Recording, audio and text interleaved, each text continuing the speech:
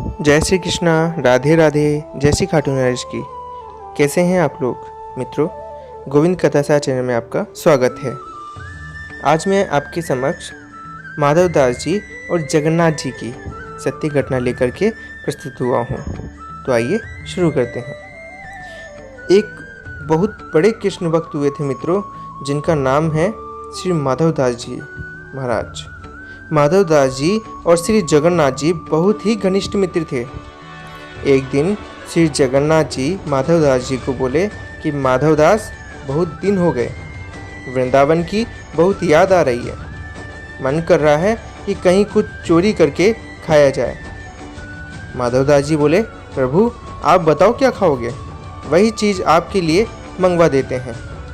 ठाकुर जी बोले, नहीं माधव दास, चोरी करके खाने में जो मज़ा है वे सीधा खाने में नहीं है।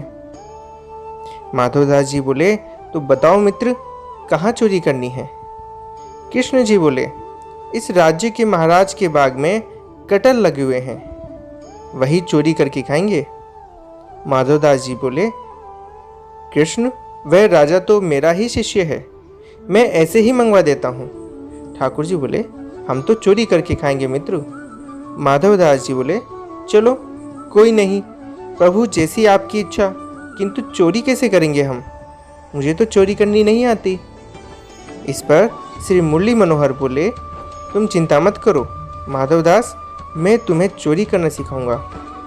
चोरी करने में सिर्फ दो चीज़ों का ध्यान रखना होता है, पहली सावधानी और दूसरी स्फूर्ति। इसके अतिरिक्त तीसरा कार्य कोई नहीं है। माधव दास जी बोले कि प्रभु कोई बात नहीं, आप बताइए बस कितने बजे चलना है, रात्रि को? प्रभु बोले, धात्री जब ज़्यादा हो जाएगी तब चलेंगे। रात्रि हुई, दोनों मित्र राजा के बाग में घुस गए। नटखट कान्हा नीचे खड़े थे और माधव दास जी ऊपर वृक्ष पर चढ़ गए। माधव दास जी ने पहले तो कभी चोरी नहीं करी थी। उन्होंने जोर से आवाज़ लगाई, प्रभु ये वाला कटहल तोड़ू या वह वाला? यहाँ पर दो कटहल लगे हुए थे, इसी वजह से माधव दास जी ने आवाज़ लगाई। प्रभु ने आदेश किया, माधव दास नीचे आओ, अन्यथा माली जाग जाएगा। माधव दास जी नीचे उतरे। जगन्नाथ जी बोले, मैंने तुम्हें कहा था ना कि सावधानी से चोरी करना। माधव दास जी फिर ऊपर चढ़ गए और फिर वही गलती दोबारा दोहरा दी। फिर आवाज़ लगाई, प्रभु कौन सा कटहल लाऊं? एक हरा है और एक लाल है। इतने में माली आ गया। कृष्ण जी तो वहाँ से निकल गए, किंतु माधव दास जी ऊपर ही रह गए। माली ने माधव दास जी को एक वृक्ष से बांध दिया। भोर होते ही राजा भ्रमण करने के लिए निकले तो उन्होंने देखा कि उनके गुरु की, जो श्री माधव दास जी महाराज हैं, एक वृक्ष से बंधे हुए हैं। उन्होंने तुरंत अपने गुरुदेव को मुक्त किया। राजा ने गुरु से पूछा, गुरुदेव आप इतनी रात्रि को यहाँ क्यों? माधव दास जी ने राजा को सारा हाल कह सुनाया। इतना सुनते ही महाराज का दिल कांप उठा। राजा ने बिना कुछ सोचे समझे अपने कटहल का पूरा बाग श्री जगन्नाथ जी के नाम ही कर दिया मित्रों। और श्री माधव दास जी श्री यमुना जी के तट पर भ्रमण कर रहे थे कि अचानक श्री जगन्नाथ प्रभु पधारे। श्री माधव दास जी ने जगन्नाथ जी को बताया कि देखो प्रभु, आपका भक्त आपके लिए पूरा बाग ले आया, अब आराम से कटहल खाओ जब मर्जी। माधव दास जी जगन्नाथपुरी से चलकर श्री धाम वृंदावन पहुँचे। उन्हें बहुत भूख लगी हुई थी।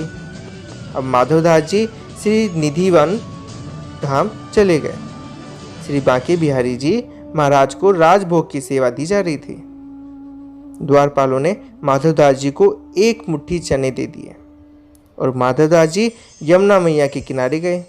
वहाँ माधव दास जी ने एक लोटे में यमुना जल भरा और एक मुट्ठी चने का मानसिक भोग श्री बिहारी जी को भोग लगाया। जब श्री हरिदास जी महाराज ने श्री बांके बिहारी जी को राजभोग लगाया तो बिहारी जी ने हरिदास जी महाराज को बोला कि हे हरिदास जी, मेरा पेट भर गया है, मेरे भक्त ने मुझे चने का और यमुना जल का भोग लगाया है, अब मेरा पेट अत्यंत पीड़ा कर रहा है। श्री हरिदास जी महाराज ने श्री विट्ठल जी महाराज को बोला कि प्रभु के लिए मूली कस करके मसाला लगाकर आप लेकर के आइए, और श्री बिहारी जी महाराज को मूली कस का भोग लगाया गया। बिहारी जी महाराज की पेट की पीड़ा शांत हुई। श्री हरिदास जी ने द्वारपाल से पूछा कि कोई संत आए थे क्या? द्वारपाल बोले, जी प्रभु, एक संत आए तो थे, किंतु वह यमुना तट की ओर गए थे। हरिदास जी महाराज ने द्वारपालों से कहा कि जाओ, उन संत को श्री निधिवन राज पधारने का निमंत्रण दो। द्वारपाल श्री माधवदास जी के पास गए और बोले, हे संत जी, आपको श्री स्वामी हरिदास जी महाराज ने श्री निधिवान धाम में आने का निमंत्रण दिया है।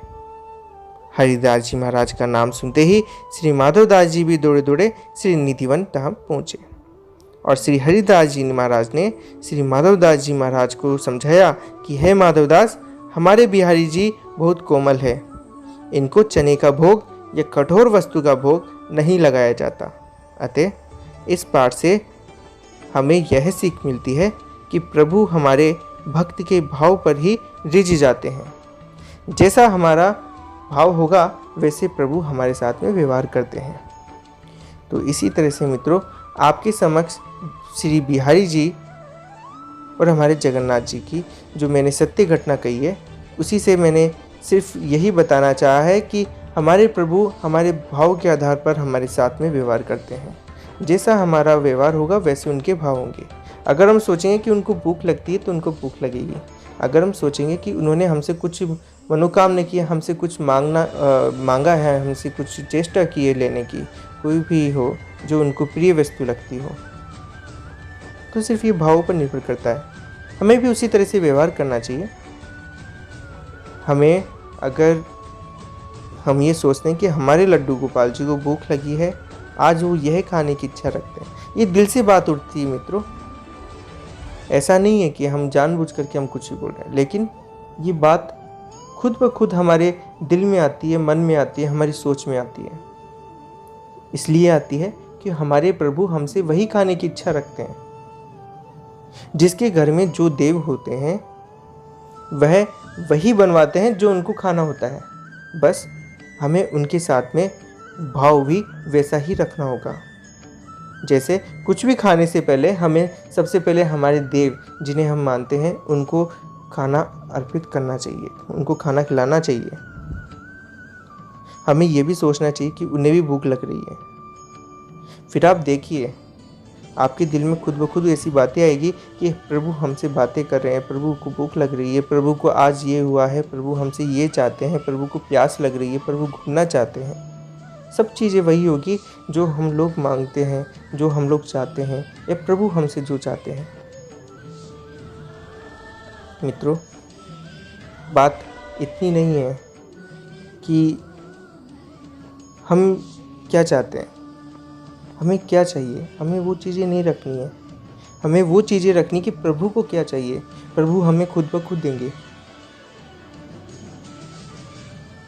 और आप विश्वास करिए, प्रभु हमें वो देंगे जिनकी हमने कभी मनोकामना भी नहीं की है, हमने कभी अपने स्वप्न में भी नहीं सोचा हमें वो चीज़ मिलेगी। लेकिन इसके लिए हमें अपने दिल में, अपने मन में, अपने दिमाग में भाव जगाने होंगे। और भाव ऐसे वैसे भाव नहीं होंगे, हमें भाव अपने दिल से रियल में लेकर के आने, वास्तव में लेकर के आने। फिर आप देखिए, आपकी जो मनोकामना है, जो आपके मंसूबे हैं, वो सब कैसे पूरे होते हैं। बस हमें सिर्फ 2-3 चीज़ों का ध्यान रखना है। 2-3 चीज़ें इस प्रकार है कि हमें अगर कभी भी कहीं भी जाना है बाहर का मतलब होता है कि हमें हमारे घर की दहलीज से जैसे ही बाहर कदम रखना है, हमें सिर्फ और सिर्फ हमारे प्रभु को यह कह कर के जाना है कि प्रभु, जिसे भी आप मानते हैं, कोई भी देव हो, लड्डू गोपाल जी हो, बजरंगबली हो, माता जी हो, चाहे श्री रामचंद्र जी हो, हनुमान जी हो, कोई भी देव हो, या भैरू जी हो, कोई भी देव हो, बस आपको उनको हाथ जोड़ करके विनती करके सिर्फ यही कहना है कि प्रभु, मैं अपने घर की दहलीज से बाहर जा रहा हूँ, मेरे साथ में रहिएगा, मेरा ध्यान रखिएगा। जहाँ मैं जा रहा हूँ वहाँ मेरे साथ चलिए और मेरे साथ में ही मेरे इस घर में आइए, आपके इस घर में आइए। ये घर उन्हीं का ही होता है, ये घर हमारा नहीं। मैं क्षमा चाहूँगा, मुझसे वो गलती से निकल गया। लेकिन ये घर जिसमें हम रह रहे हैं, ये भले ही नाम हमारे होगा सरकारी कागजों में, भले ही ये नाम हमारे हैं, लेकिन होता इन्हीं का ही है। जैसे अगर आपके पितृदेव हैं तो पितृदेव का ही होता है। तो इसी वजह से आपको अगर बाहर जाना है तो सिर्फ इनको क्या करके चाहिए। फिर देखिए आपकी रक्षा ये करेंगे। फिर दूसरी बात यह है, वो भी महत्वपूर्ण है। जैसे आप घर की दहलीज में कदम रखते हैं, दहलीज में कदम रखते ही हमें सर्वप्रथम हमारे पूजा घर के पास जाना चाहिए।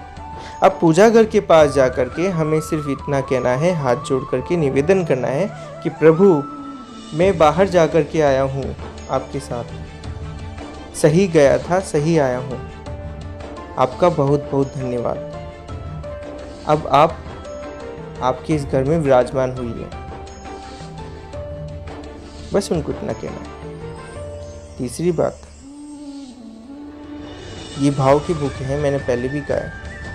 अगर आपके घर में खाना बनता है तो सर्वप्रथम जो भी खाना बने उस खाने को थाली में सजाना है। सजाने का ये मतलब नहीं है कि हमें फूलों से सजाना है, हमें बर्फ़ी का भोग लगाना है, गुलाब जामुन का लगाना है, नहीं, बिल्कुल भी नहीं। हमें सिर्फ और सिर्फ जो घर में बना है, चाहे रोटी बनी हो, चाहे चटनी बनी हो, कुछ भी बनाओ, सिर्फ वो अपनी थाली में रखना है और प्रभु के समक्ष ले जा कर के कहना है कि प्रभु, हमारे घर में यह आज बना है, इसका भोग मान लीजिए, आप खाना खाइए। वो सिर्फ भाव के भूखे हैं, वो खाना नहीं खाते हैं, वो सिर्फ हमारे भाव देखते हैं। सर्वप्रथम आपने उनको खिलाया, अब उनको खिलाने के बाद में आप खाइए। आप देखिए, आपको कभी भी अन्न की कभी कोई कमी नहीं होगी, कभी भी कोई कमी नहीं होगी। खाने में आपको कोई कमी नहीं होगी, चाहे आपके घर में कितना ही उधारी हो, सब लोग उधार में हो, कितना उधार हो आपका, लेकिन कभी भी प्रभु आपको भूखा नहीं सोने देंगे, और वैसे भी नहीं सोने देते हैं। ये प्रभु है, हमारे देव हैं, हमारा भला सोचते हैं। यह हमें भूखा जगाते हैं लेकिन भूखा सुलाते नहीं हैं। फिर दूसरी बात ये आती है कि जैसा कि अगर खाने के बाद में, अब रात्रि को आप एक काम कीजिए, जैसे ही आप सोते हैं तो सोने से पहले आप इनके पास जाइए, इनको बोलिए। अगर आप लड्डू गोपाल जी रखते हैं तो लड्डू गोपाल जी को भी इनकी बिस्तर लगा करके इनको सुलाना पड़ता है और उनको बोलना पड़ता है। अब वैसे जो आपके घर में जो भी देव हो, मैंने पहले भी नाम लिया है, जो भी देव हो आपके घर में, आपको सिर्फ इतना कहना है कि प्रभु, रात्रि हो चुकी है, अब आप विश्राम करें और घर का भी ध्यान रखिए। विश्राम करें और घर का भी ध्यान रखिए। तो हमारे प्रभु क्या करते हैं, विश्राम तो करते ही हैं, लेकिन ये चौकन्ने रहते हैं। चौकन्ने का मतलब है, घर में अगर मामूली भी आहट होती है तो सिर्फ ये हमें उस आहट का पता लगा करके और हमें उठा देते हैं, कि हमारी रक्षा भी करते हैं। तो बस ये जो 4 काम हैं, सिर्फ आपको यही करने हैं। फिर देखिए, आपके दिल में ऑटोमेट खुद ब खुद ऐसी चीज़ ये आएगी कि प्रभु हमसे बातें कर रहे हैं, आज इनको ये चीज़ खानी है, इनको ये चीज़ करनी है, आज ये यहाँ बोर हो चुके हैं, आज इनको घूमने भी जाना है, तो ये करेंगे या आपसे बातें भी करेंगे। बस इतना ही कहना चाहूँगा कि आप सिर्फ और सिर्फ इनके साथ में एक बार भाव लगा करके देखिए। भाव का मतलब है अपने दिल से इनकी दिल को जोड़ करके देखिए, फिर देखिए आपका काम होता है कि नहीं होता। तो आज के लिए इतना ही। जय श्री कृष्णा, राधे राधे, जय श्री खाटू नरेश की।